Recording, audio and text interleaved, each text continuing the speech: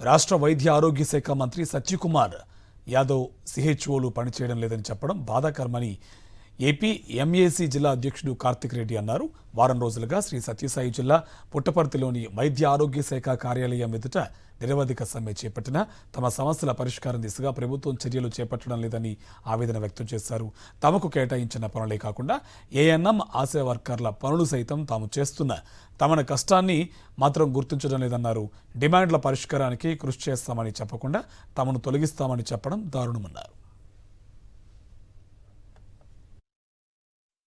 Sir స్పందించిన విధానం అనేది మాకు చాలా బాధేసింది.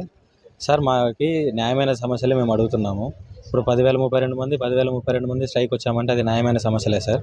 ఒక్కసారి దయచేసి మేము అడుగుతున్నాం, ఒక్కసారి మీరు దయచేసి ఒకసారి దాన్ని చూడండి.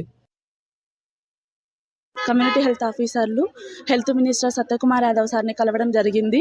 ఆయనను మా ప్రాబ్లమ్స్ మేము రిప్రజెంటేషన్ చేస్తే సారు కొంచెం అనుచితంగా మాట్లాడారు. దానివల్ల మేము ఎంతో మానసికంగా బాధపడుతున్నాము. మేము కష్టపడుతున్న దానికి మాత్రమే ఫలితం అడుగుతున్నాము. ₹1 కూడా ఎక్స్ట్రాగా అడగట్లేదు. 6 ఇయర్స్గా మేము ఈ జాబ్లో రెగ్యులర్ అవుతుందనే హోప్తోనే ఎవరైనా కాంట్రాక్ట్ జాబ్లోకి జాయిన్ అవుతారు.